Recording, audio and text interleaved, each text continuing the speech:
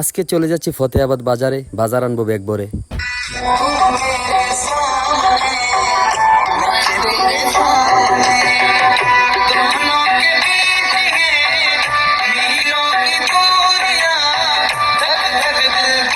দেখেন কি সুন্দর সুন্দর টাটকা টাটকা সবজি, না নিলে এগুলো কে লেগাইছি।